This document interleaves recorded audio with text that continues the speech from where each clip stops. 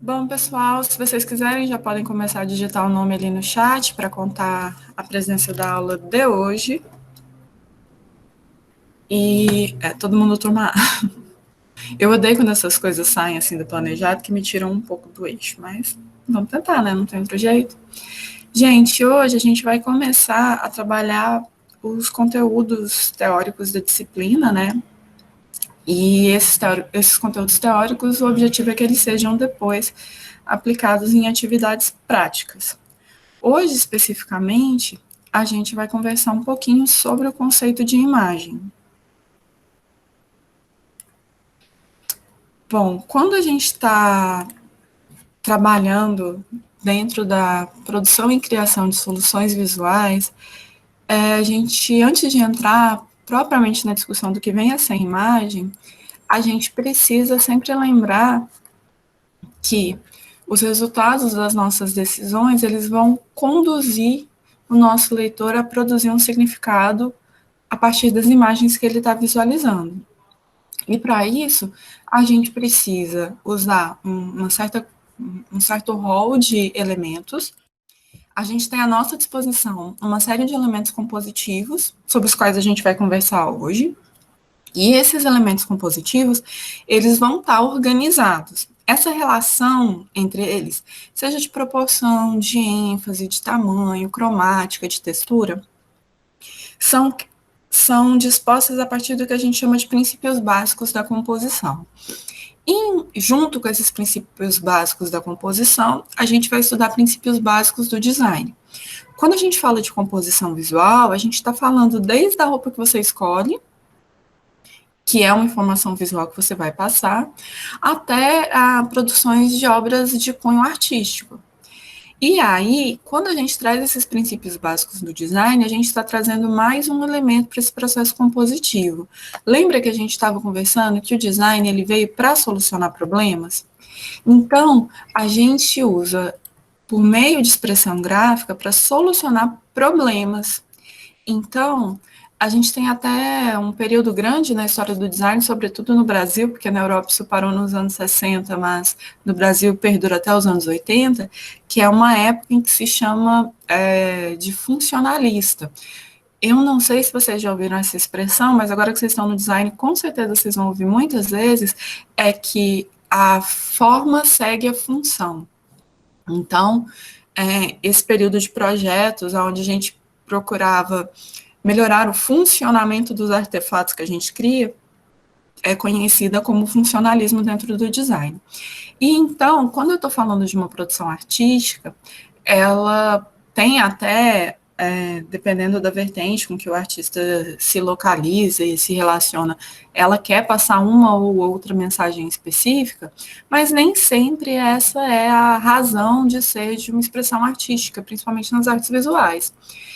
E nem que essa tenha uma objetividade ou uma clareza nessa informação, o que já acontece no design.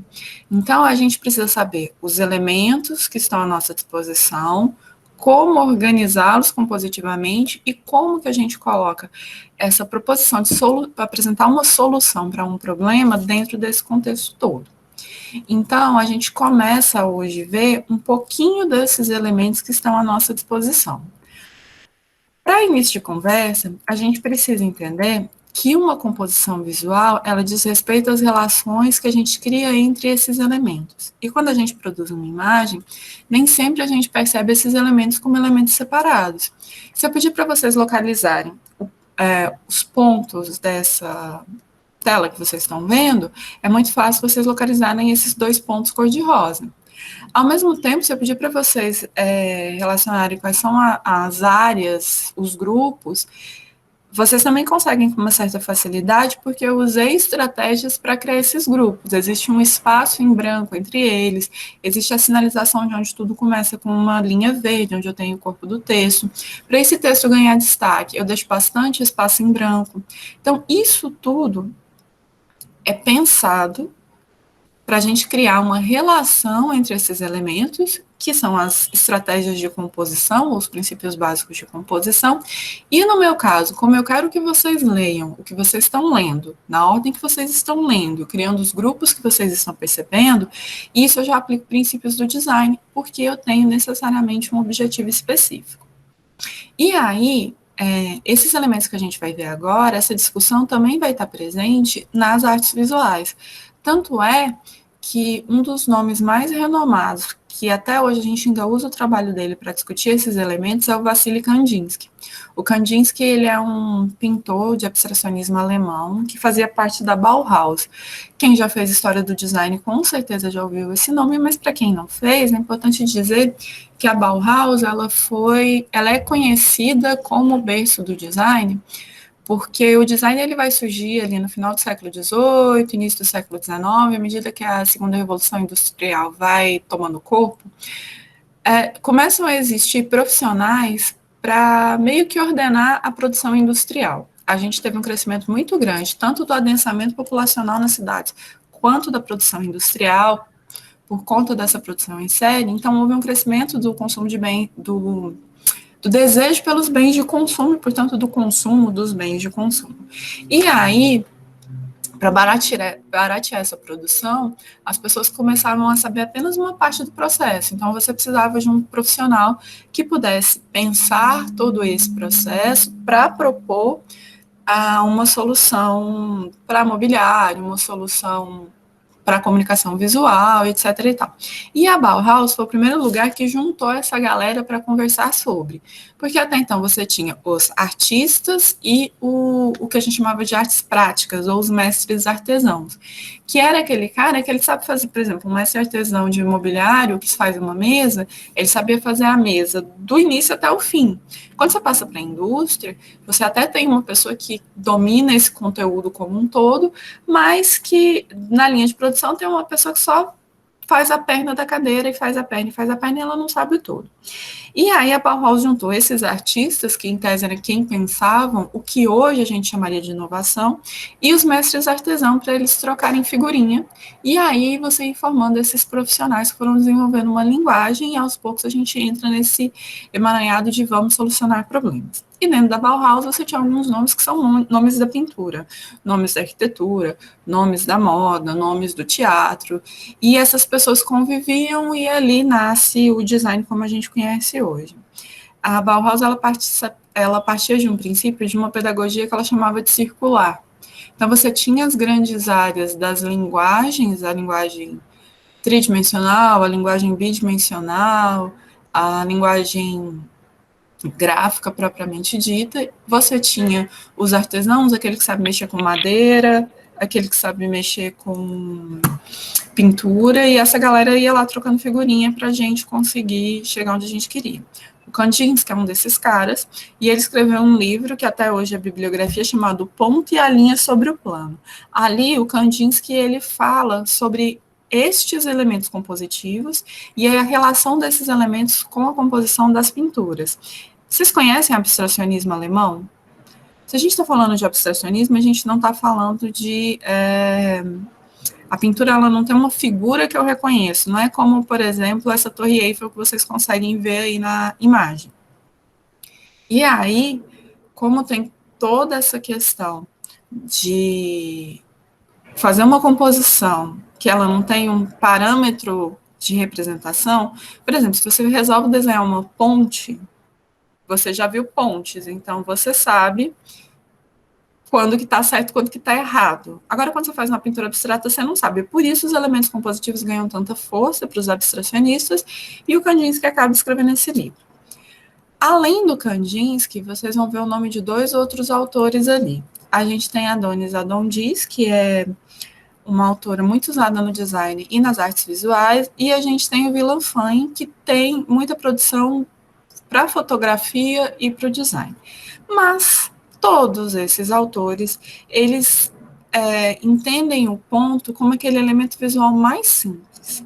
E ele vem numa composição visual, tanto de maneira clara, como você possa perceber aquele ponto, ou como uma estrutura que se dilui, mas que tem funções específicas.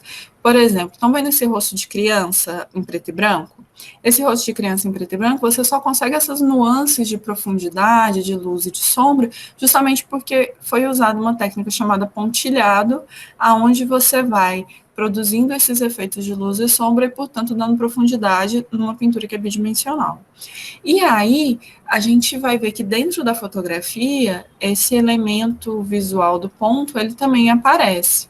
Então, quando a gente fala desses elementos compositivos, a gente tem que pensar em três maneiras de você encarar esse elemento. Você tem o ponto enquanto elemento conceitual. O que isso significa? Esse ponto, ele indica uma posição, ele representa o início ou o fim de uma linha, ele pode ser onde duas linhas se encontram, ele é a representação de uma partícula geométrica mínima da matéria. Então, do ponto de vista simbólico, o ponto ele pode ser visto como uma origem. Então, percebe que eu não estou falando do elemento visual, eu estou falando do conceito, é onde começa, é onde cruza, é onde organiza, o que indica começo é o que indica fim. Então, isso é uma interpretação conceitual do que vem a ser um ponto. Mas também o ponto ele pode ser entendido como um elemento visual, porque ele possui formato, ele possui cor, ele possui tamanho, geralmente ele possui textura, e todas essas características são em tamanho pequeno, e o formato do ponto é razoavelmente simples.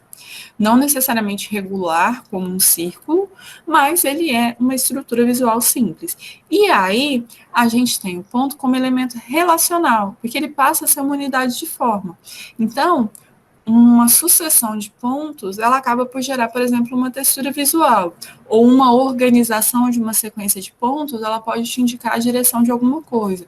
A justa posição dos pontos acaba por formar uma ilusão de tom, ou a ilusão de uma linha. Então, quando eu falo de um elemento visual como ponto, eu preciso entender que ele tem uma dimensão que é conceitual, visual e relacional.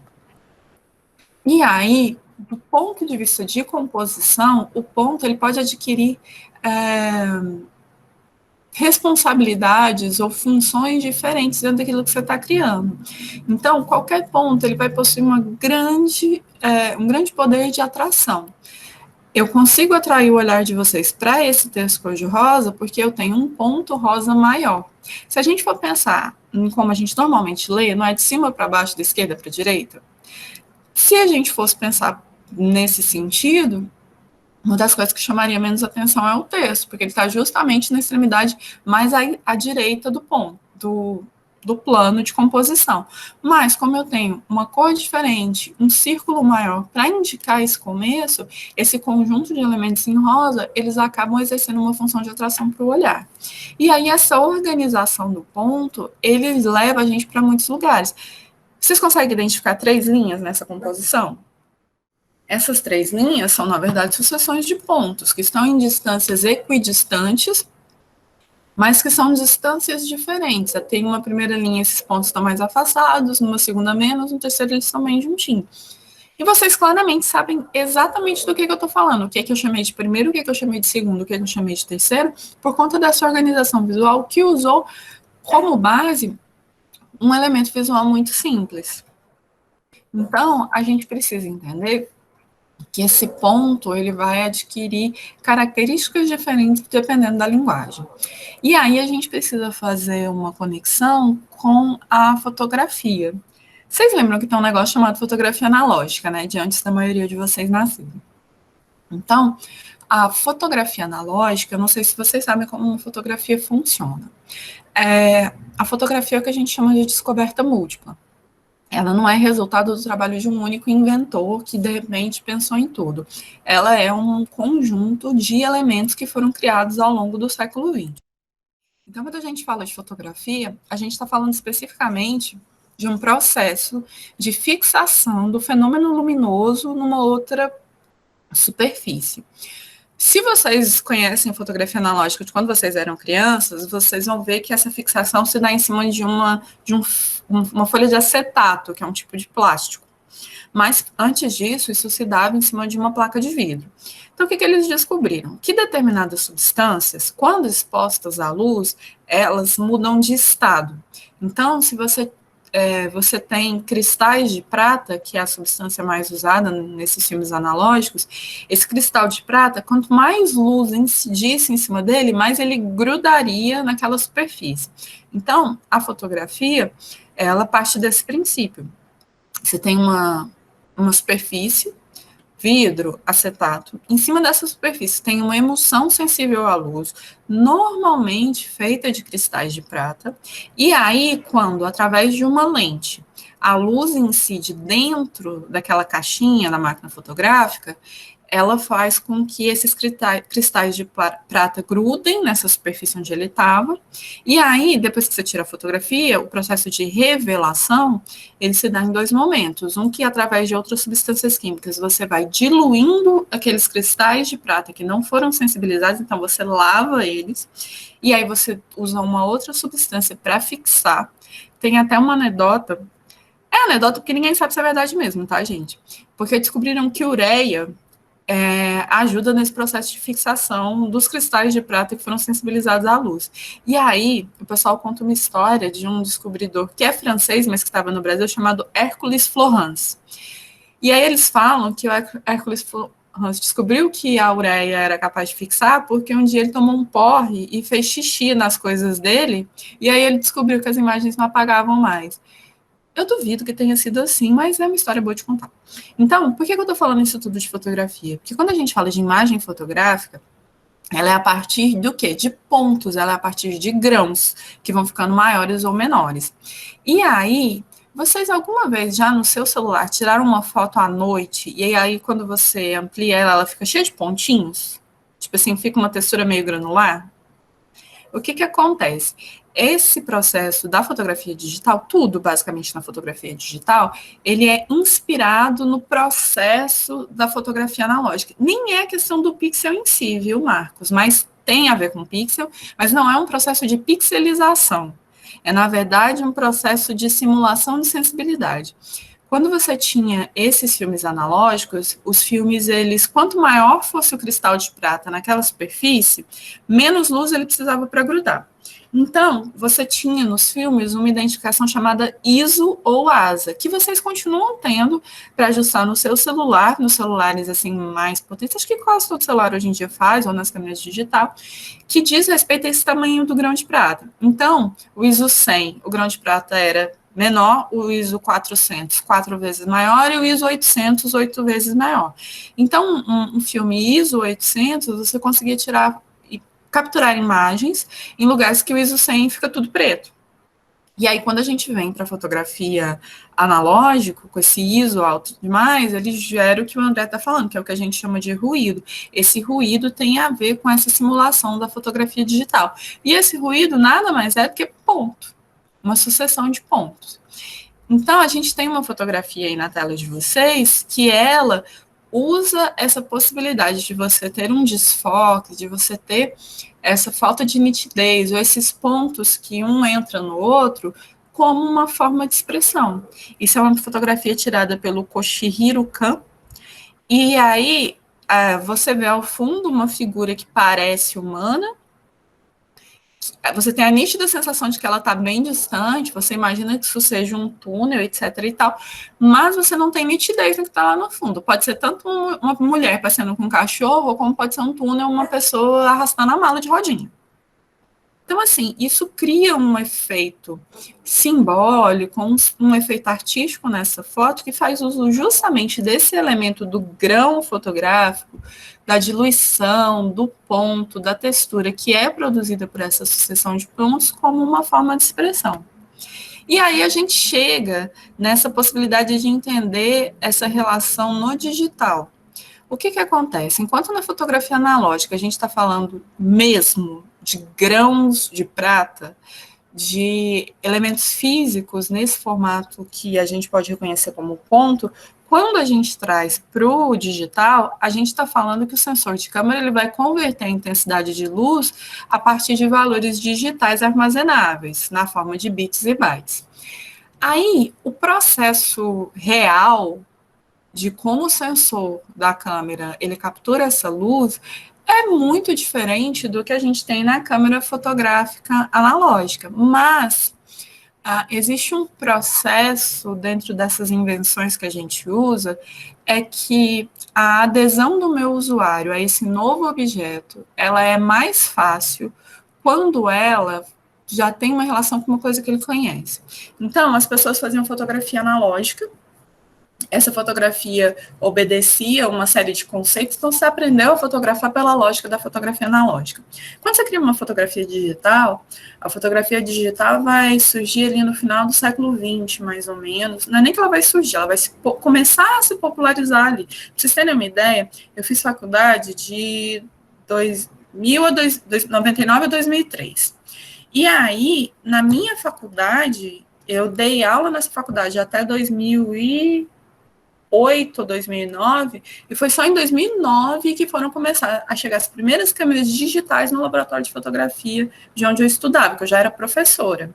Então, parece que a fotografia digital está na nossa vida desde sempre, mas não é mais do que 20 anos.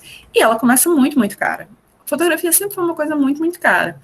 Mas a fotografia digital, a gente teria uma câmera fotográfica digital profissional, chegaria o que hoje custa facilmente 10, 15 mil reais. Então, você imagina que era para um grupo muito pequeno. Se esse grupo de pequeno, né, de profissionais da fotografia, que tem esse dinheiro todo para investir na fotografia digital, eles não houvesse nenhuma relação entre como fotografar analogicamente e como fotografar digitalmente, as pessoas não iam aderir à fotografia digital com a mesma velocidade que aderiram.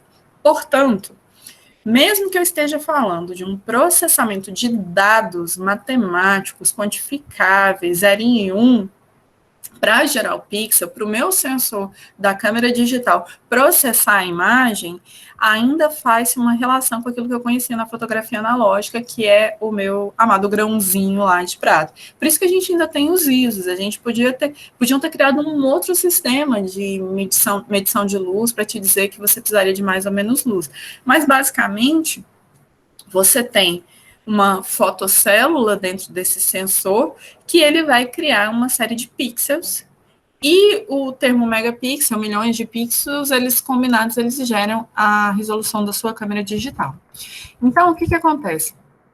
Pix vem da abreviatura em inglês de picture, e é o menor elemento num dispositivo de exibição, como, por exemplo, o monitor. E aí, o que acontece? Quando você pega a junção de picture e element, você gera a palavra pixel. E o grau de resolução ou definição da imagem utilizado nas câmeras digitais, ele é medido em milhões de pixels. E aí, quando você altera a resolução de uma imagem, a gente altera o tamanho da imagem. Então, a gente tem aí na imagem que vocês estão vendo, um zoomzão na orelha do cervo, e aí vocês começam a ver essa informação em quadradinho. Então, repara, o menor grau que eu tinha numa pintura, o menor elemento, era o grão. E aí a gente está lá naquela ideia de circular. Numa imagem digital, a menor unidade que eu tenho, ela vai ser um pixel. E ela deixou de ser circular e passou a ser quadrada. Então, quando a gente fala de ponto, por mais que a gente queira pensar nesse redondinho, porque é o mais comum para a gente, influenciado pela escrita, influenciado por uma série de coisas, essa menor unidade ela também pode ter esse formato mais geométrico que a gente tem no pixel. Então, quando a gente fala de uma fotografia e quantidade de pixels que você tem lá, alguém levantou a mão? Pode falar. Sim, foi eu. Eu fiquei com a dúvida. A troca, entre aspas, do ponto circular para o ponto quadrado, foi para rolar um encaixe melhor, para ficar mais dinâmico de encaixar os pontos na tela, por exemplo? Não, na verdade foi porque a gente está falando de um sistema digital e ele funciona a partir de coordenadas. Quando você tem quadrados, você só precisa mesmo de, basicamente, duas coordenadas, porque aqui é a mesma coordenada no eixo Y e aqui é a mesma coordenada no eixo... Não, aqui é o mesmo X e aqui é o mesmo Y. Você precisa de menos números. É mais fácil para a máquina entender. Quando você tem um círculo, mesmo que ele seja perfeito, você precisa de pelo menos 3 informações para você montar essa radial. Então, o cálculo matemático seria mais complexo. Por isso que vai para o quadrado, não tem nada a ver com o melhor preenchimento. E aí, as telas, elas já funcionavam nesse sistema de lineatura. Então, para você criar o redondo, você precisaria mudar também as telas. Hoje, uma tela de LED, ela funcionaria com o redondo tranquilamente, porque o princípio funciona diferente. Então, tem muito mais a ver com essa tentativa de uma similaridade e uma facilidade de cálculo matemático do que realmente vamos facilitar a vida das pessoas. Não costuma passar por aí essas descobertas assim. Entendi. Obrigado, professor. De nada. Então, o que a gente tem é que a gente vai ter essa resolução de fotografia pela quantidade de pixels que você tem numa determinada área. E aqui, na tela para vocês, a gente está mostrando o que a gente chama de DPI, que é pontos por polegada, né, Deutsch per inch, e esses DPIs de resolução, você vai encontrar na tela de um scanner, você vai encontrar na designação da resolução de uma fotografia, e aí você tem tanto o DPI, quanto você tem o pixel por polegada quadrada. Então, a gente tem aí medidas que dizem respeito à resolução, que eles trabalham justamente com isso que a gente está vendo, que é essa menor elemento compositivo, que seria o meu ponto, que aí ele ganha esse caráter de pixel aí. Aí, quando a gente tem uma sucessão de pontos, a gente vai chegar nesse segundo elemento compositivo que a gente tem, que é a linha. Morfologicamente, a linha é definida como uma sucessão de pontos que transmite energia. E, de acordo com Villeneuve, a gente tem uma constituição de um elemento formal que permite, por exemplo, separar os diferentes planos, formas e objetos presentes numa composição. Eu não preciso dizer para vocês aonde começa cada uma das imagens que estão abaixo. E essa linha que divide, por exemplo, vocês conseguem identificar a imagem que seria uma parede de madeira verde? E a outra imagem, que é um conjunto de linhas de tricô de várias cores? Então, o que acontece? Vocês estão vendo claramente essa divisão. A gente tem uma linha imaginária, ela não necessariamente é um elemento pintado de preto, ela não é um contorno, mas existe uma linha aí que diferencia, tanto quanto a gente sabe exatamente aonde termina o espaço do meu texto e aonde começam as imagens. E se vocês repararem, tem uma proporção que foi pensada de maneira que esses dois elementos, para quando vocês olhem a imagem, né, simplesmente a gente tem esses espaços muito bem delimitados, sem necessariamente eu ter uma linha desenhada. Por quê? Porque essa linha ela vai servir para essa criação de volume num espaço bidimensional e ela também serve para nos dar as características formais de determinados objetos. Então, a gente tem como elemento conceitual, a linha ela é entendida como um ponto em movimento, a memória do deslocamento de um ponto, ou seja, uma trajetória. Enquanto elemento visual, essa linha ela vai ter sempre comprimento e largura. A sua cor, a sua textura, os seus elementos, eles vão representá-la, mas a gente sempre vai ter um desdobramento daquele primeiro elemento que foi o ponto.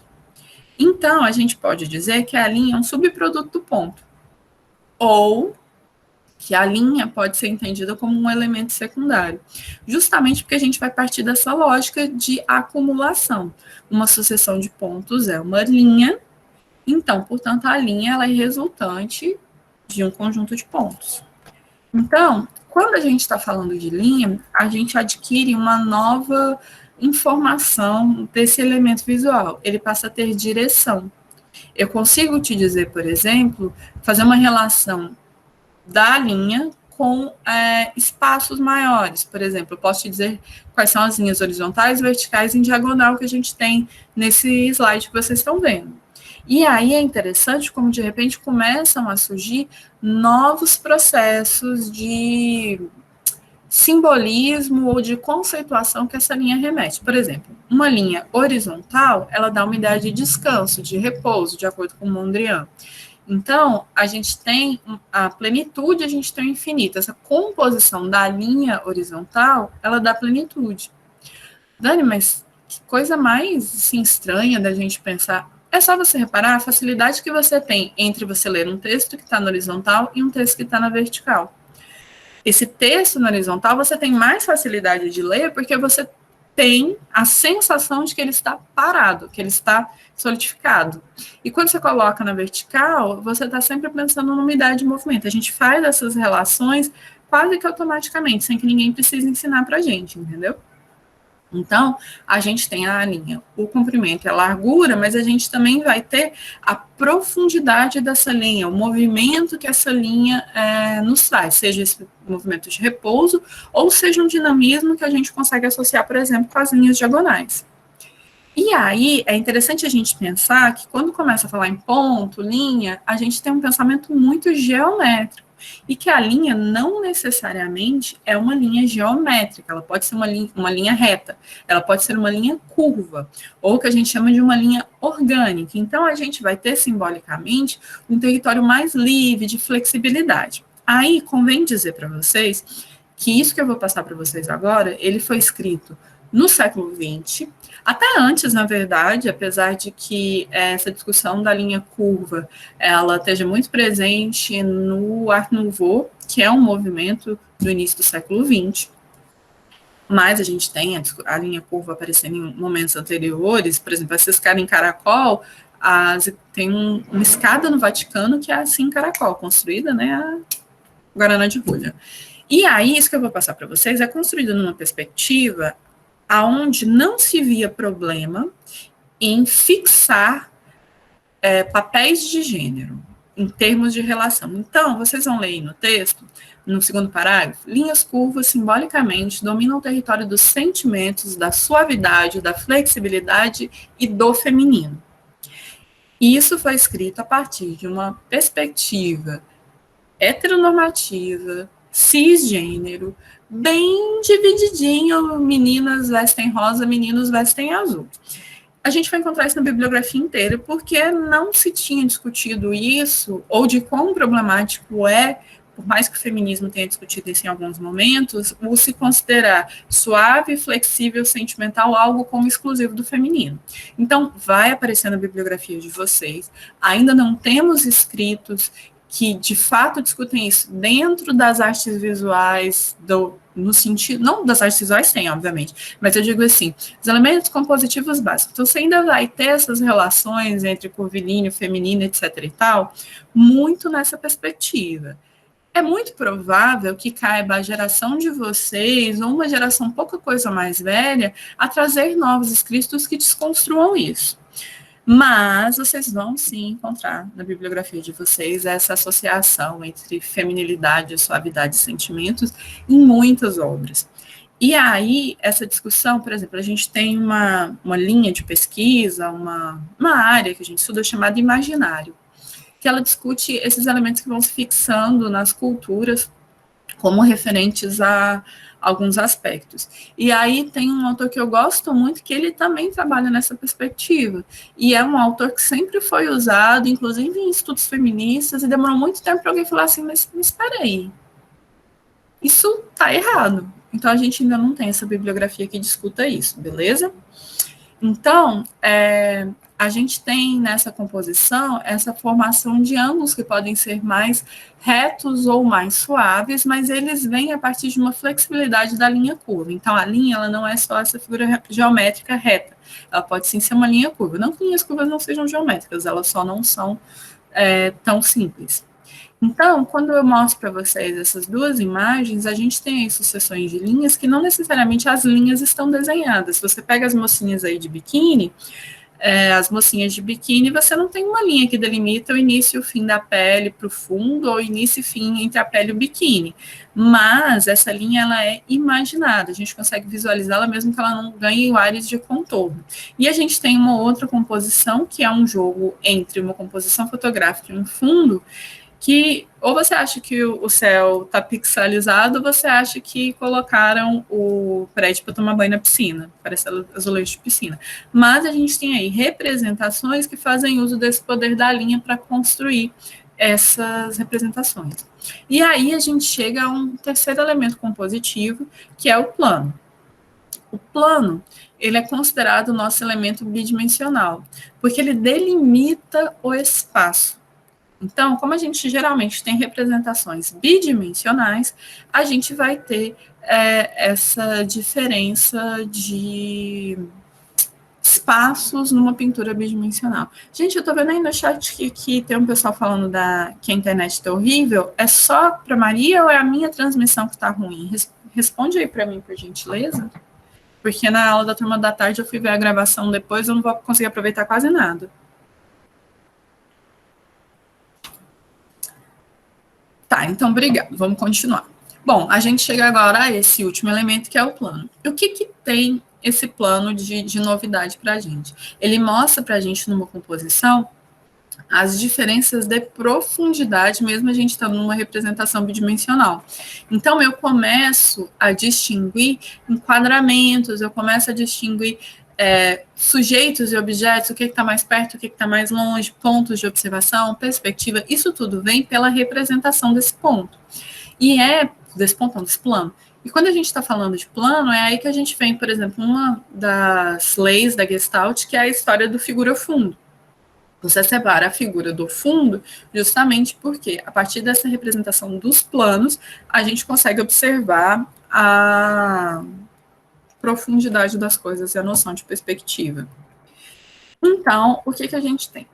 A gente tem o plano como elemento conceitual, trajetória de uma linha em movimento. Então, ele vai ser o meu elemento terceiro. Se a linha é uma sucessão de pontos e o plano é uma sucessão de linhas em movimento, a gente tem um plano como uma terceira derivação do meu ponto. Enquanto elemento visual, a gente vai ter que ele possui comprimento e largura como as linhas, posição e direção, e ele vai ser limitado por linhas e vai definir também os limites extremos do que seja um volume. Essa superfície bidimensional, ela vai te apresentar essa ideia de profundidade. E aí é interessante a gente ver, já caminhando para o nosso próximo assunto, que a maneira como esses elementos aparecem, eles não aparecem desconectados uns dos outros. Se vocês prestarem atenção nessa imagem que a gente tem 3 orquídeas, é a mesma fotografia tirada praticamente no mesmo momento. O que mudou foi a abertura da câmera. Do jeito que foi feita a fotografia, você tem uma primeira imagem, onde esse fundo está muito desfocado, e aí a gente vai dando nitidez para esse fundo.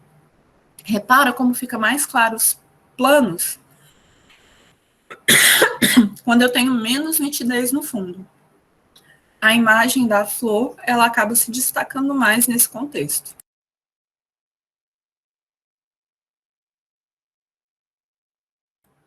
Então, a gente tem o uso desse plano justamente para formar possibilidades para a gente de representação.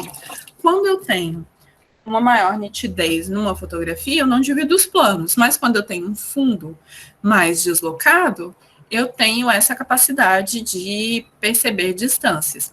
Eu não sei se vai dar certo o que eu vou tentar fazer, eu vou colocar para desfocar o meu fundo na imagem que vocês estão vendo. Foi para vocês?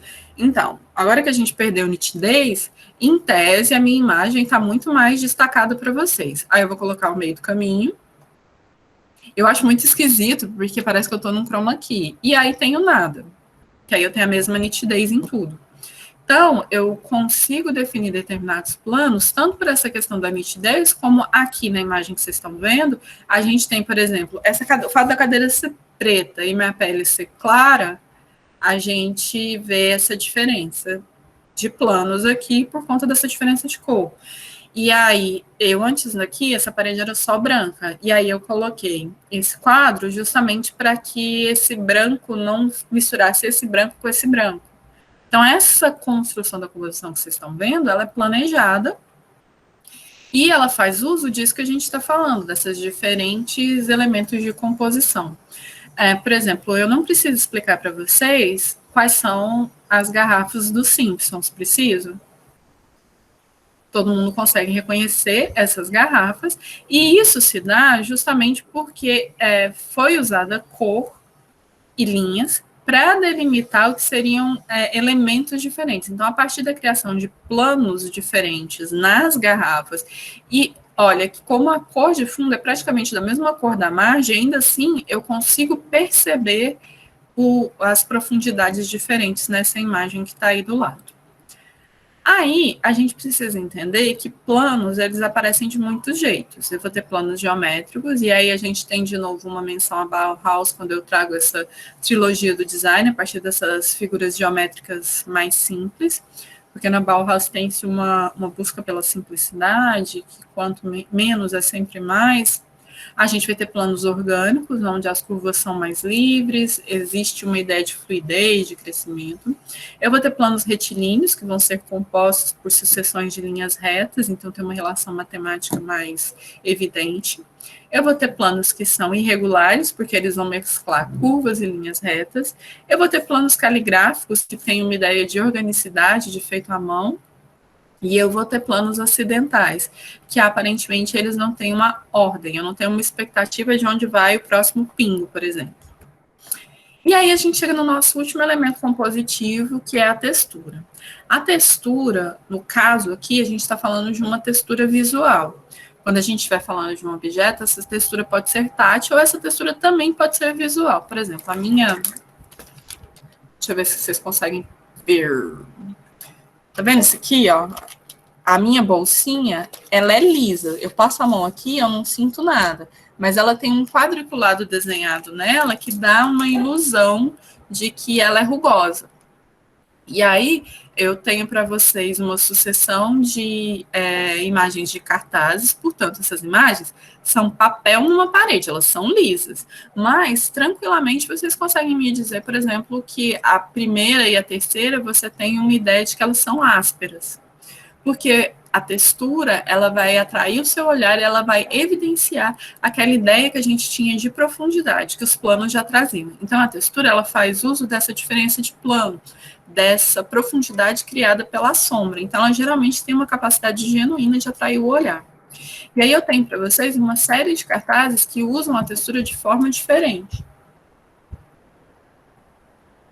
Mas todos eles pretendem, de alguma maneira, transmitir para você uma determinada ideia a partir das texturas que eles propõem. E essas texturas a gente tem uma clareza de que elas existem. Então, eu estou vendo uma ideia de granulometria, eu estou percebendo alguns pontos, eu estou percebendo algumas linhas e alguns planos diferentes, mas é o conjunto disso que me dá a ideia de textura. Então, o que a gente tem desses elementos básicos compositivos? Ponto, linha, plano e textura. Tem outros? Sim, tem outros. Você tem fatores cromáticos, que são as cores. Você vai ter, por exemplo, a relação entre esses elementos, mas se a gente conseguir compreender esses 4 elementos, a gente consegue criar qualquer composição. Então, a gente vai entender que esses elementos, eles são empregados na construção de imagens. E eles existem para permitir que o observador, ele associe e ele construa um significado a partir do direcionamento dado por esses elementos compositivos. E aí a gente chega na pergunta da aula de hoje, após praticamente 1 hora. Afinal, o que é imagem? Quando a gente está estudando essa criação de imagens visuais, a gente vai esbarrar em algumas definições. Aqui eu tenho 3 para vocês. A primeira que é aspecto particular pelo qual um ser ou um objeto é percebido. A representação de algo e a constituição visual de algo.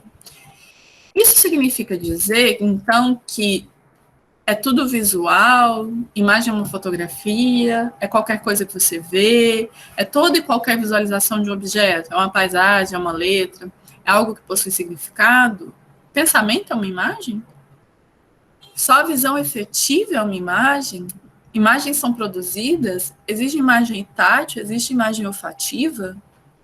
Então, assim, as perguntas em torno do conceito de imagem, elas são múltiplas. E aí eu fiz um esqueminha para a gente poder entender como é que ela funciona para a gente. Existe uma coisa, ok? E aí a gente está partindo do princípio de uma coisa física. Tá? Vamos começar com a coisa física, que depois a gente pode pensar nos unicórnios. Existe uma coisa. Essa coisa, ela pode ser percebida por mim sensorialmente, através da visão, do olfato, do tato, do paladar, e eu sempre esqueço a última. É da audição, eu sei. E aí eu percebo essa coisa sensorialmente. Quando eu percebo ela sensorialmente, eu passo a fazer uma ideia da coisa. Eu não preciso conhecer para fazer essa ideia. Eu estava conversando com uma amiga outro dia, eu vi uma propaganda de perfume, que eu só vi a embalagem do perfume. Eu falei, gente, que perfume chique, eu já fiquei rica só de olhar. Por quê? a partir do que eu vi, da minha percepção daquele objeto, eu fiz uma ideia daquele objeto. Então, quando eu criei essa ideia do objeto, eu criei uma espécie de narrativa. Eu faço associação entre aqueles elementos que eu estou vendo e aquela história que eu já conheço. E além dessa ideia da narrativa, eu acabo produzindo uma nova coisa, que não precisa nem ser verdade. Sabe quando vocês ficam assistindo anime e é o famoso preconceito, mas não necessariamente é só o preconceito, viu? Às vezes é um conceito formado mesmo, porque assim, eu não conheço a coisa, mas eu fui estimulada por elementos naquela coisa que se conectam com outras coisas que eu já conheço. Aí eu boto tudo no mesmo saco.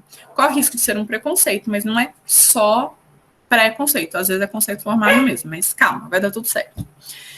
Sabe aquela fique gostosa que você gosta de fazer dentro dos animes? E aí tem 2 personagens lá. Todo mundo assistiu Sakura Card Captors nessa turma? Não. Que ódio de você. Pois bem, Sakura Card Captors a Sakura tem uma grande amiga. E aí, o que as pessoas shippavam as duas, assim como shippavam o irmão dela com o Yukito, como se eles fossem um par romântico, é uma narrativa que tem na nossa cabeça ali, a partir das coisas que eram percebidas dentro do anime. Por quê? Porque essa percepção, ela tem uma série de filtros, e um desses filtros é culturais. Para nós, brasileiros, se a gente vê aquele tipo de relação retratada no anime entre 2 meninas ou entre 2 meninos, a gente já leva logo para a esfera do homoafetivo e já quer criar uma fica, quer que eles sejam um casal. E nem desse jeito a gente está falando da coisa em si. A gente pega aqueles elementos de percepção, cria uma narrativa e essa narrativa produz uma nova coisa. Então, isso me forma dentro da minha cabeça quando eu, a partir da coisa em si, eu a percebo sensorialmente, crio uma ideia dela por meio de narrativa e produção de uma nova coisa, essa coisa em si, ela volta para a minha percepção. Então, às vezes, aquilo que sai da visualização e percepção sensorial de uma coisa nem é a coisa em si mais, é uma nova construção. Então, quando a gente percebe as imagens visuais, a gente tem todo esse processo de maneira muito rápida. A gente vai fazer associações, a gente vai criar ideias, a gente precisa construir a ideia da coisa. Então, a gente tem ali alguns mecanismos que a gente usa para essa percepção. Um deles é a semelhança. A primeira abordagem que a gente vai ter, que vai acontecer num desenho de criança, num filme, numa pintura rupestre, é que essas imagens que estão por aí, elas vão, de alguma maneira, acionar na minha mente conexões com algumas coisas que eu já conheço. Então, ela não necessariamente remete a uma coisa visível, mas ela vai tomar de empréstimo alguns traços que a minha imaginação, que o meu repertório vai fazer com que eu o reconheça. Então, a imagem, ela seria um objeto segundo. Ela sempre vai ser a relação a uma outra coisa que ela representaria de acordo com algumas leis particulares. Isso é uma fala da Martine Joly, no livro Introdução à Crítica da Imagem? Enfim, tem na nossa bibliografia, depois eu pego o nome, eu estou ficando diluída com tanta bibliografia na cabeça. Mas então, a imagem ela vai trabalhar com uma semelhança de algo que a gente já conhece. A gente tem uma série de seres mitológicos, e esses seres mitológicos, eles de alguma maneira se conectam com animais que existem de fato. Se você pensar no Pégasus e no unicórnio, eles são cavalos, ou com asa ou com chifre. Então, de alguma maneira, você joga eles no status do animal, mesmo que eles não existam, porque eles têm características semelhantes em suas representações daquilo que a gente já conhece. E aí, isso significa o quê? Que a imagem, ela trabalha necessariamente com polaridades. Ela é material, mas ela também é imaterial. Por quê? Porque ela vai fazer conexões com coisas que são visualizações, fantasias, imaginações, esquemas. A imagem mental, ela é uma forma de linguagem interna, constituída pela mente humana, e que ela vai se apresentar por meio de símbolo, de objeto, de situação, mas ela é permanentemente reconstituída. Por exemplo, eu falo agora assim, bolo. Quase que automaticamente, eu despertei em vocês uma ideia de bolo. Não necessariamente estamos todos falando do mesmo bolo. Por quê? Porque a gente tem uma dimensão palpável e concreta da realidade, todos os bolos que você conhece, todas as formas de apresentação de bolo que você conhece, e você pegou o primeiro que você lembrou. E a gente tem uma dimensão que ela é completamente mental, ela é imaterial.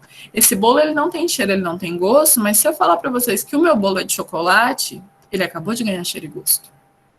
Então, essas representações, a gente precisa entender que a imagem, geralmente, ela se conecta com algo que a gente já conhece, por isso a ilusão de semelhança, e que ela trabalha com esses dois polos, um que é material e outro que é imaterial, pois é do campo da imaginação, da mentalização. Então, a gente tem aí dois tipos de olhos nessa visualização das imagens. E aí esses olhos que eu estou passando para vocês é uma proposição do Mitchell, que é um historiador da arte, mas que ele é muito usado como bibliografia de uma área chamada cultura visual. Então, o que o Mitchell fala? Que a gente tem dois tipos de olhos. A gente tem um olho que é corpóreo, e esse olho, ele vai justamente capturar as informações visuais. É a luminosidade, é o tamanho, é a forma.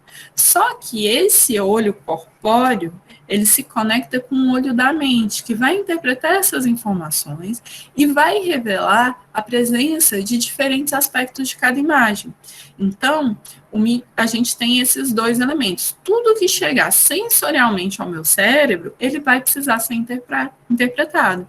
E aí, você chega naquilo que o Flusser chama de faculdade operante da imaginação. Vai ser a imaginação que vai possibilitar uma codificação e decodificação daquilo que eu estou vendo, da minha capacidade de compreender essas representações imagéticas. Então, se eu for trabalhar apenas com a dimensão da imagem propriamente dita, daquilo que eu visualizo, ela só existe porque a gente tem aí a possibilidade de conectar isso com alguma coisa que a gente já conhece, alguma informação que a gente já tem. E esse conhecer, gente, não precisa ser conhecer fisicamente, não.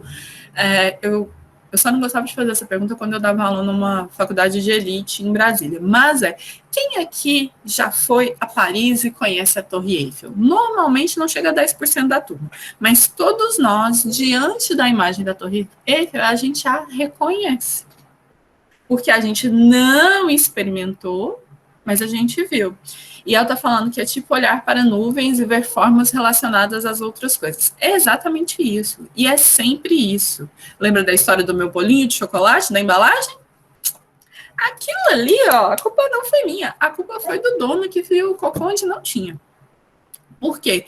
Porque a gente trabalha justamente com essas possibilidades minhas. Então, quando eu estou falando de representações visuais, eu estou falando sempre de uma soma de domínios.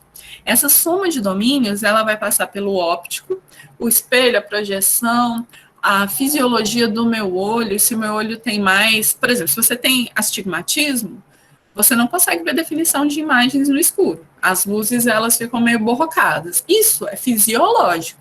Isso pode ser consertado por um elemento óptico, que é uma organização de lentes, no caso. Além disso, eu tenho uma dimensão do gráfico. Então, é a foto, a estátua, o desenho, a pintura.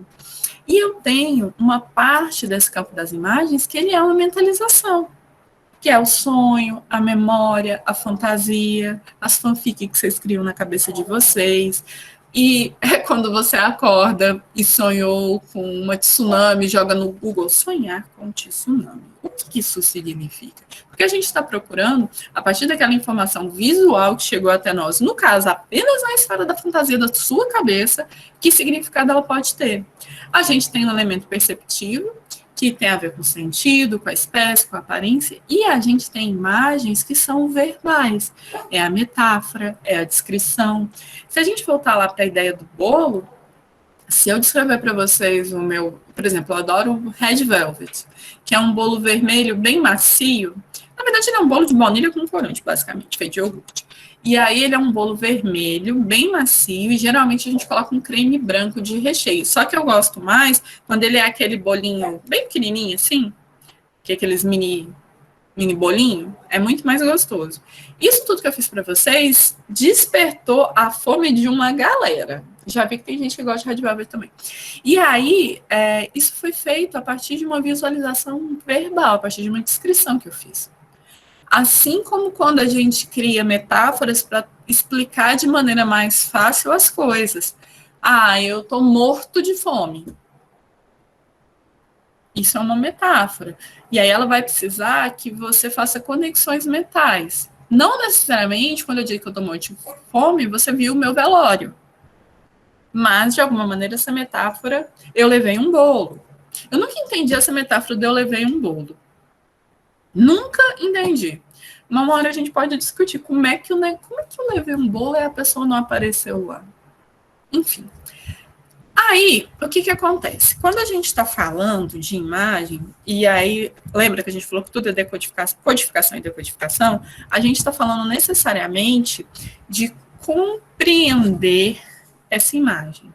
E quando você decifra os elementos e as combinações desses elementos na composição, a gente chega num universo chamado de universo de possibilidades significativas e os seus efeitos sobre o leitor.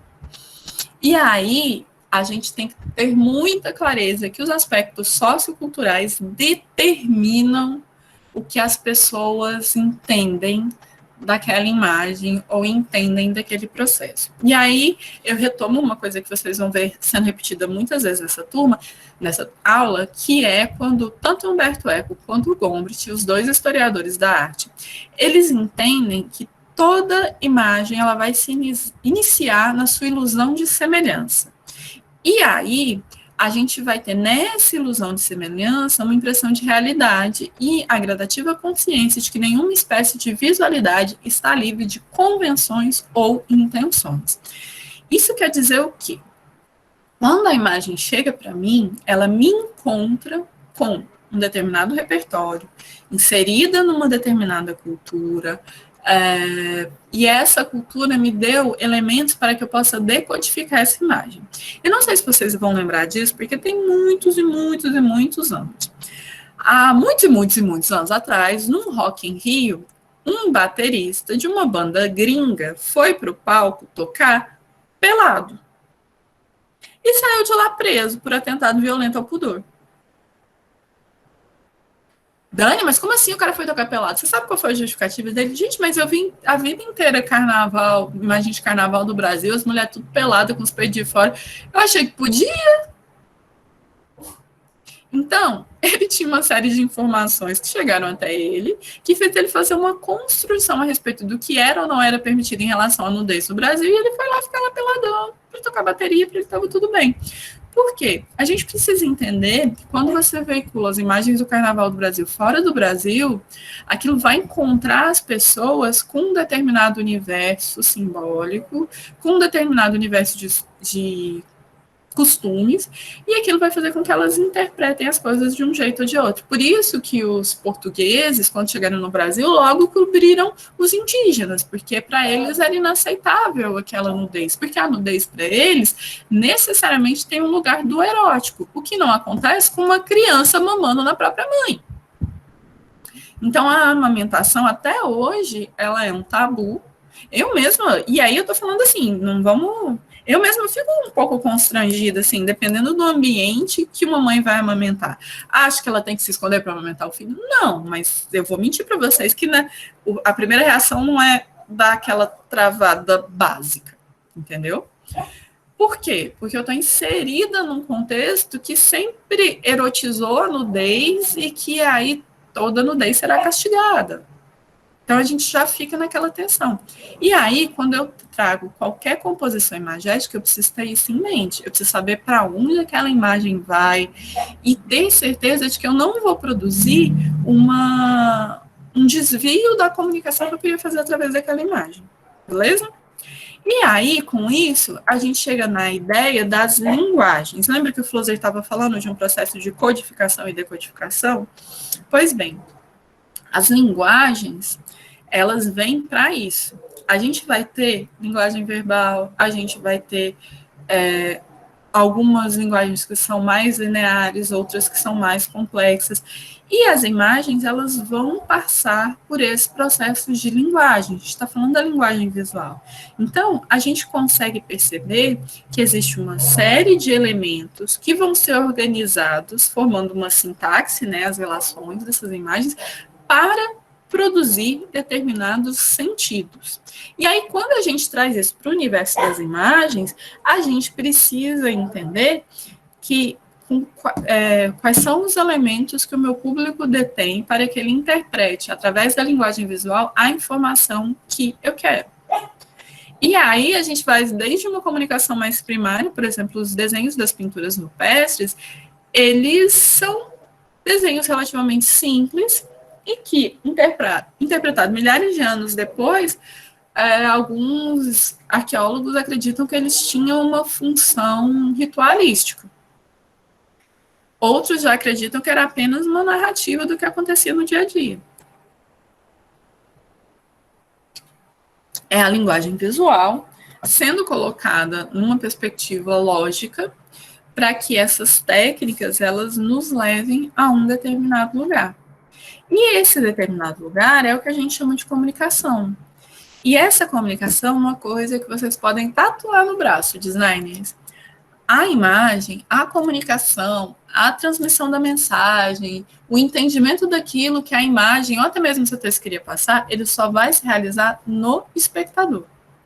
Quem observa, quem entra em contato com a imagem, o responsável por dar significado a partir das referências que ele tem é o espectador, é o usuário, é o teu público-alvo. Quanto mais você conhece o seu público-alvo, menos chances de dar errado tem. Então, como a imagem ela é uma forma de comunicação, ou seja, as pessoas vão ler e vão interpretar e vão chegar no significado, você tem que saber escolher muito bem os elementos com os quais você vai trabalhar para que você não comunique uma coisa sem querer. Porque as pessoas elas têm um determinado repertório.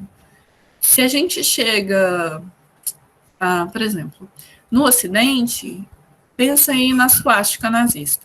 A suástica nazista, ela foi inspirada numa simbologia hindu. Mas o que a maioria da nossa sociedade conhece daquele desenho é a associação com o nazismo. As pessoas, quando veem a suástica, elas pensam em nazismo, campo de concentração. Elas não pensam na divindade hindu. Então, aquela escolha de elementos, ela vai estar relacionada com esse repertório. É muito difícil você conseguir mudar o teu usuário da noite para o dia, ou querer que do nada ele interprete determinadas coisas sem ter o repertório. É muito engraçado a gente ver, por exemplo, as mudanças de paradigma. Eu já vi um bebezinho de 2, 3 anos com uma revista no colo e ele fazendo assim na revista, querendo que a revista ampliasse a imagem, porque essa criança ela está inserida no universo do celular, e no celular é o que a gente faz para aumentar uma imagem. Do mesmo jeito que para eu ensinar para minha mãe, há zilhões de anos atrás, como é que se mexe mouse, era um negócio muito louco, ela fazia mais ou menos assim, mouse, né? Deixa eu olhar para mim fazendo para vocês. Mouse, a gente bota a mão aqui e a gente faz assim. Quando a minha mãe começou a usar computador, ela fazia assim, leva certinho onde ela quer e aperta. Óbvio que ia sair do lugar. Por quê? Porque para ela era uma transposição completamente nova. Quem desenha em mesa digitalizadora? Eu, ultimamente, nos últimos anos, eu faço mais coisas no mouse porque eu ilustro muito pouco, né? A lógica de você usar o mouse e você... Porque na mesa digitalizadora, você não arrasta até onde você quer. Se você arrastar, geralmente você faz uma linha. Você levanta e vai para o outro ponto. Principalmente mesa digitalizadora mais baratinha, porque aquela Super Hiper Mega Blaster, ela tem a imagem ali, e aí você desenha em cima da imagem muito mais fácil. Mas a mesa digitalizadora às cegas é uma outra lógica. E essa outra lógica dificulta o meu processo de entendimento, é um novo aprendizado. Então, você precisa entender o que seu usuário domina. Ou você precisa entender que você vai precisar treiná-lo até que ele domine o contexto que você precisa para que ele entenda aquela imagem do jeito que você quer. E aí é interessante a gente ver também como que algumas publicidades envelhecem super mal. Coisas que eram ditas ano passado não podem ser ditas esse ano impunemente, graças a Deus. E a coisa vai se modificando e a gente tem que ir se atualizando nesse processo. E aí eu trouxe para vocês um recorte do Bruno Munari, que é um autor que vocês vão ouvir falar muito no design. Quando vocês forem fazer metodologia de projeto, se já fizeram com a Ju Donato, já viram ela dizer que a gente detesta o Bruno Munari. E aí a gente está sempre pensando o quê? Comunicação é um tema vasto, que vai desde o desenho, a fotografia, a plástica ao cinema. Das formas abstratas às reais, das imagens estáticas às imagens em movimento, das imagens simples às imagens complexas. Lema que compreende toda a gráfica, todas as expressões gráficas, desde as formas dos caracteres da paginação de um jornal, desde os limites de legibilidade das palavras a todos os meios que facilitam a leitura. Tudo é visual. Quando a gente está falando desse campo de comunicação visual, ele é muito vasto e ele vai fazer uso de muitos elementos. Então, a gente tem uma amplitude gigantesca de possibilidades do que a gente tem para usar.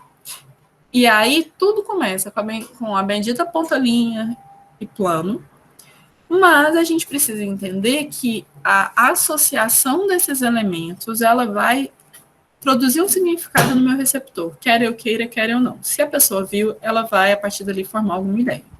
E aí a gente precisa pensar nesses modos de representação e que essa amplitude, ela nos permite pensar na intencionalidade desses modos de representação. Então, eu vou ter, por exemplo, um significado denotativo, mas essa denotação de significado, ela vai ter uma variável incontável de conotações, que seriam significados associados ou subjetivos.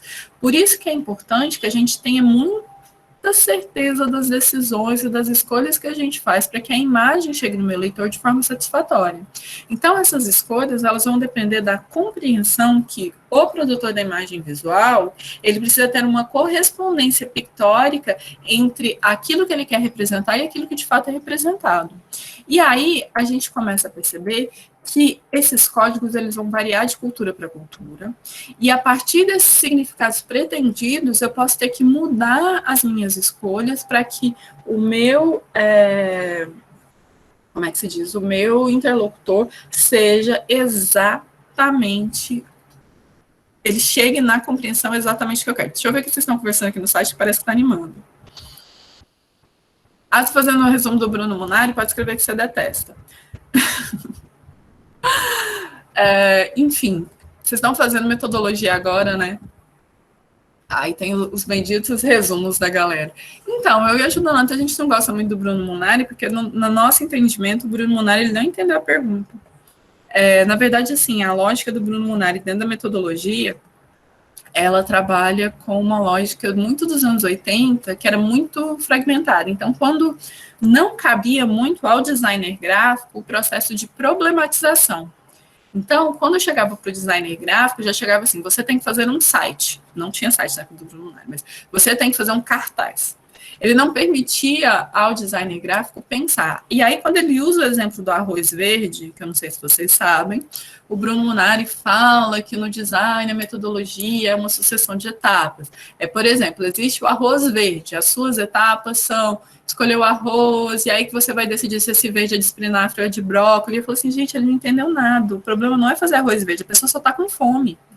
Se você der uma barrinha de cereal para ela, pode ser que ela fique tão feliz quanto com arroz, entendeu? E aí é por isso que a gente não gosta, porque a fase de problematização fica delegada a outra pessoa que não designer, e hoje não dá. Mas tudo bem. Voltando ao que a gente estava falando aqui, dentro de IMV, eu tenho os meus elementos à minha disposição, eu tenho uma série de linguagens que eu posso utilizar para dar forma a esses elementos, e eu preciso entender que isso vai acontecer, uma produção de significado no meu espectador, e só acontece nele, e eu preciso ter muita clareza do que eu vou usar, do que eu vou escolher, para que a minha intenção, ela, de fato, se realize, e não que eu tenha as pessoas aí achando coisas que não eram para elas achar diante das minhas produções. Aí a gente chega no texto, que é o nosso texto base, que é o texto do Jacques Laumon, e ele fala a respeito da parte do espectador na produção da imagem. A imagem, ela vai fazer a mediação entre o espectador e a realidade. Ela vem do espectador a vinculação da imagem com a sua relação simbólica da imagem. E aí, o Jacques Laumon, ele identifica que quando eu estou diante de uma imagem, eu trabalho de 3 modos diferentes. Um modo que é simbólico, um modo que é epistêmico e um modo que é estético. Essas diferenciações de modo pelo Jacques Laumon, elas não são processos estanques. Que se eu uso o modo simbólico, eu não posso usar o modo estético. Não é isso. Mas são instâncias diferentes, aonde, para que eu interprete aquela imagem, para que eu estabeleça a relação com aquela imagem, eu acabe usando conexões diferentes. O modo simbólico, ele traz algumas coisas para a gente a partir de conexões culturais que eu faço. O modo epistêmico, ele diz respeito a alguns processos racionais que são despertados em mim. E o modo estético, ele já se relaciona com o conjunto de elementos que vão me despertar determinadas sensações. O simbólico é um entendimento, o epistêmico é um entendimento que se dá mais no campo racional e daquilo que você conhece, e o modo estético ele vai despertar vocês em algumas sensações. Eu gosto sempre de falar isso nas aulas de MV, porque em tese vocês estariam no primeiro período, mas uma coisa que a gente precisa entender, estética não é sinônimo de beleza. Estética é um campo de estudos da filosofia. A beleza, ela faz parte das coisas que são ali estudadas, mas não é só isso. Então, se vocês puderem ser as pessoas que vão parar de usar estético como sinônimo de beleza ou como sinônimo de visual, isso é muito legal para as gerações futuras, tá? Porque é uma coisa um pouco mais aprofundada.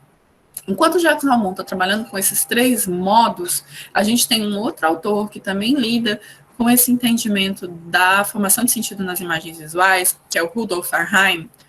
Ele já diz que essa imagem ela possui valores, e aí ele fala de valor de representação, valor de símbolo e valor de signo. A gente consegue relacionar características com o que o Jacques Laumon propõe. Do modo simbólico no valor de símbolo, o modo epistêmico como valor de representação e um modo estético como um valor de signo. Não são exatamente a mesma coisa, mas a gente consegue sim estabelecer essa relação. O que é importante a gente entender? Que quando você está diante de uma determinada imagem, vai ser despertado em você coisas que são de campos diferentes. Algumas mais racionais, algumas mais sentimentais e algumas mais de interpretação. Então, uma imagem, ela sempre chega para você em camadas para você interpretar. E essa interpretação vai sempre depender do teu repertório. E aí, a gente chega numa ideia que o Gombrich fala a partir de uma dicotomia, né? Existem 2 coisas. A gente estava falando de tríades, né? Dos modos ou dos valores, os modos no Jacques Laumon e os valores no Arnheim. A gente vai ter no Gombrich 2 sentidos, o de reconhecimento e o de rememoração. O reconhecimento vai ser uma função mais perceptível, onde se apreende o visível e aí você traça relações com aquilo que ele é ou que ele não quer. E a rememoração é uma função mais racional que vai apelar para a sua memória, que vai apelar para o seu raciocínio. Então, é tipo isso aqui. O que é isso? Ah, é uma caneta. Ah, é um lápis. Isso aqui vocês reconheceram como uma caneta. Porque vocês ligaram aquilo que vocês estão percebendo com... Mas não é rememoração, porque eu precisei ir lá no raciocínio, na minha memória. Entendeu que não dá para separar? A gente faz esses processos de reconhecimento e rememoração para dar significado a um objeto, uma coisa que vocês estão vendo. A gente pode dar nome, porque aí a gente reconhece pelo visível, mas muitas vezes esse reconhecimento ele vai precisar trabalhar com a sua memória. Eu gosto de exemplificar, eu dou exemplos como se vocês tivessem 4 anos de idade, mas vamos lá. Vocês estão numa rua escura em Maceió. Vem dois sujeitos numa moto. Quem de nós não reconheceu aí uma possibilidade de assalto? Todos nós reconhecemos, a partir desses elementos os quais percebemos, fizemos uma relação de um assalto. Aí, quem de vocês já passou por isso?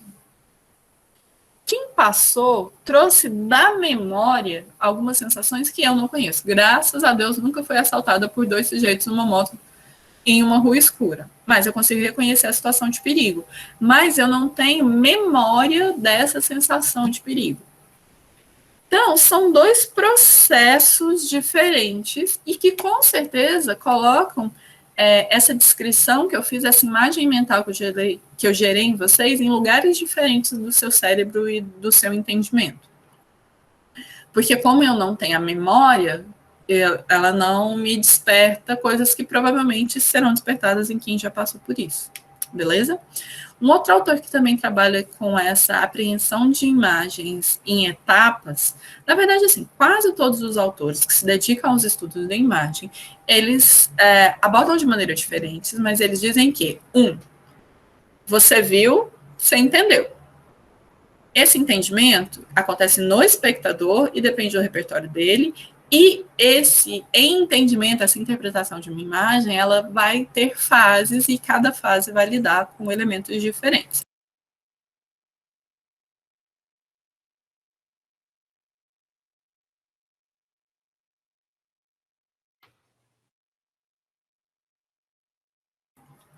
Ai, essa maldita tosse sempre. Pois bem, quando eu estou falando desses processos diferentes, a gente tem um outro autor chamado Panofsky, que também é da área da arte, que ele divide em 3 momentos. Um que é pré-iconográfico, o iconográfico e o iconológico.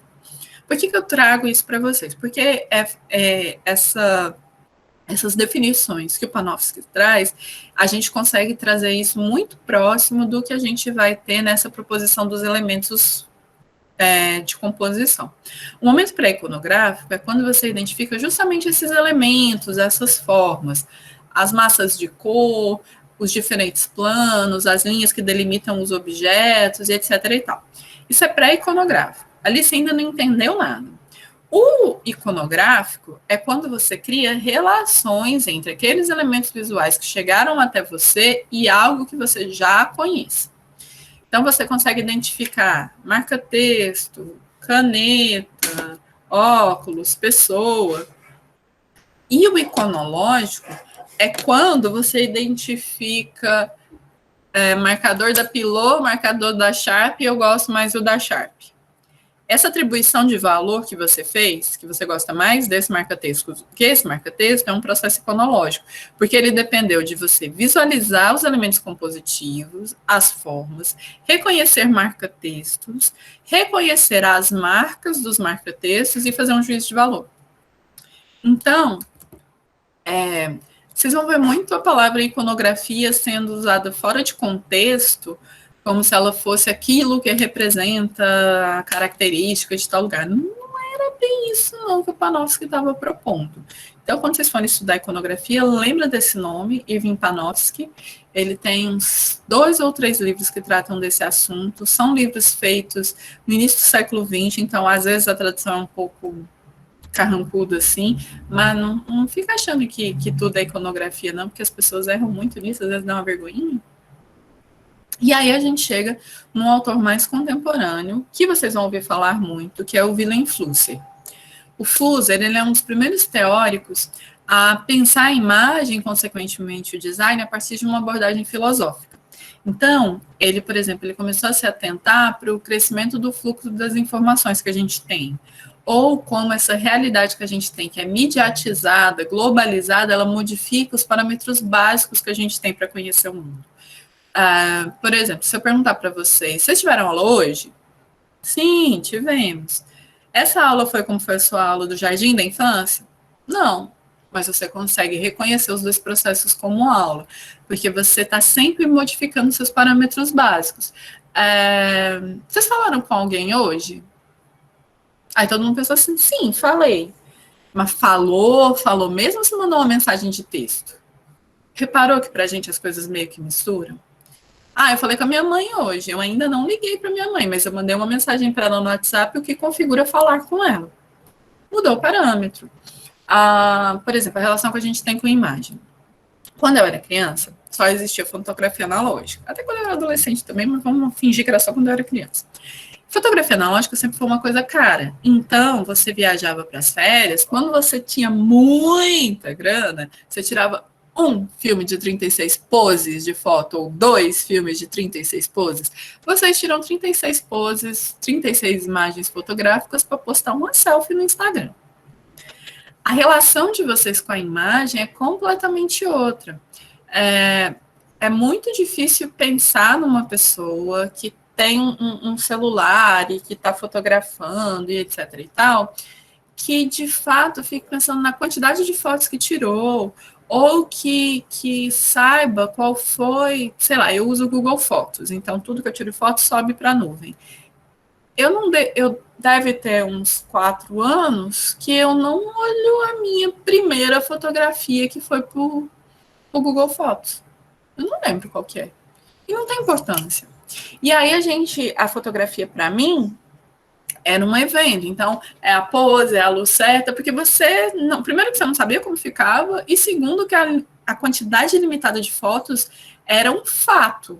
Não adiantava você querer tirar. Eu lembro, no final da faculdade, que eu já fotografava profissionalmente, eu fiz uma viagem de 10 dias aqui para o Nordeste, e foi um luxo. Tirei 3 filmes de 36 poses. 3.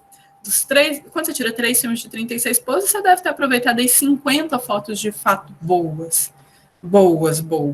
É uma relação completamente diferente com a que vocês têm com a imagem. Vocês tiram foto de tudo. Quando a gente está na sala de aula, eu tinha muitos alunos que eles tiravam foto do quadro. Eu tenho uma colega professora, que talvez você já tenha tido aula com ela, a Priscila, que teve uma época que ela não estava conseguindo acessar o sistema, e aí sabe como é que ela fazia a chamada? Ela tirava foto de todo mundo da sala, para depois lembrar o nome das pessoas. Então, a relação que a gente tem com a produção de imagem fotográfica, ela vem, por exemplo, dessa quantidade, desse fluxo de informações e dessa realidade mediatizada que a gente tem. Eu posso retomar o exemplo da Torre Eiffel. Todos nós reconheceríamos estar na Torre Eiffel, ou diante da Estátua da Liberdade, ou diante do Véio da Van. Eu falei de Estátua da Liberdade, por isso que eu lembrei do Véio da Van. Porque mesmo que a gente nunca tenha estado de fato diante desses elementos, a gente conhece a forma desses elementos que foi trazida para nós através da mediação. Alguém foi lá, catou a imagem e trouxe para a gente. E aí é muito interessante a abordagem do Flusser, que é justamente essa questão dos fragmentos que antes eram desconectados, agora eles são dados de presença simultânea, eles formam e estruturam as coisas. Inclusive, eles fazem com que a gente passe a adotar um pensamento fragmentado de uma maneira muito mais simples. A nossa ideia de espaço e de tempo se modificou, a gente está considerando que nesse momento a gente está no mesmo espaço, e a gente não está no mesmo espaço físico, a gente está habitando no mesmo espaço digital. E eu brinco muito com o senhor namorado, porque assim, eu tenho uma amiga muito amiga que entre eu começar a namorar com ele e ela conhecê-lo pessoalmente, foi acho que uns 6 meses. Para ele, que é uma pessoa mais analógica, ele conheceu a Ju naquele dia. Ela, na cabeça dela, ela conhecia ele há pelo menos 6 meses, então tinha uma diferença da intimidade que um achava que tinha que um outro, porque um considerava o conhecer do meio físico e o outro considerava o conhecer conceitual. E aí a gente fica sempre pensando que qual vai ser a próxima modificação que a gente vai ter. E principalmente, como é que essa modificação vai impactar o design. O Flusser, ele tem não é exatamente assim a frase, né? Ele diz mais ou menos assim. É muito interessante a gente pensar que, contemporaneamente, ideias formam artefatos, objetos, cartazes, é que esses artefatos irão continuar mesmo quando aquelas ideias já não existirem mais. Então, a gente tem uma relação com as coisas e com as imagens e com a significação que ela é muito fluida, que ela está mudando o tempo todo.